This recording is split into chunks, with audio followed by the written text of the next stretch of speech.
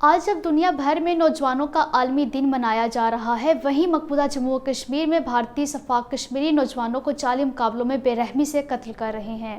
گزشتہ 3 دنوں کے دوران بھارتی درندے 5 معصوم کشمیری نوجوانوں کو نام نہاد محاصرے اور تلاشی کارروائیوں کے دوران شہید کر چکے ہیں، جبکہ مقبوضہ جموں و کشمیر میں 1989 سے اب تک 96,095 سے زائد کشمیری بھارتی گولیوں کا نشانہ بنے ہیں۔ بھارتی فوجوں کے ہاتھوں کشمیری نوجوانوں کی ٹارگٹ کلنگ ایک منظم نسل کشی کے مترادف ہے۔ گزشتہ 7 دہائیوں سے زائد عرصے سے کشمیری اپنے جائز حقوق کے مطالبے کی پاداش میں بھارتی مظالم اور بربریت کا شکار ہیں، تاہم 5 اگست 2019 کے بعد کشمیری نوجوانوں کو جعلی مقابلوں میں شہید کرنے کا سلسلہ تیز کیا گیا ہے۔ یہ بھارتی ریاستی دہشت گردی ہی ہے جو کشمیری نوجوانوں کو مسلح جدوجہد پر مجبور کرتی ہے۔ نوجوانوں کا عالمی دن تقاضا کرتا ہے کہ دنیا کشمیری نوجوانوں کے حقوق کے لیے آواز اٹھائے اور ان کے بے رحمانہ قتل پر بھارت کو جواب دہ بنائے۔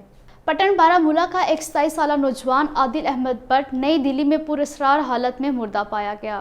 ہاجن بانڈی پورہ میں نامعلوم مسلح افراد نے ایک غیر کشمیری مزدور کو گولیاں مار کر قتل کر دیا۔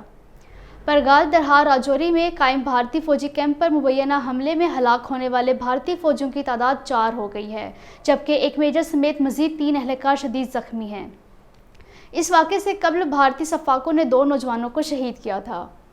بھارتیہ کسان یونین نے مودی حکومت کو ایک اور کسان تحریک کی دھمکی دیتے ہوئے کسانوں سے کہا ہے کہ اگر وہ زندگی اور زمینوں کی حفاظت کرنا چاہتے ہیں تو احتجاجی تحریک کے لیے تیار رہیں۔ اقوام متحدہ کے سیکرٹری جنرل انطونیو گوتریز نے پاک بھارت جنگ بندی کی نگرانی کے لیے ارجنٹائن کے ریئر ایڈمرل گوئلرمو پابلو ریوس کو نیا سربراہ مقرر کیا ہے۔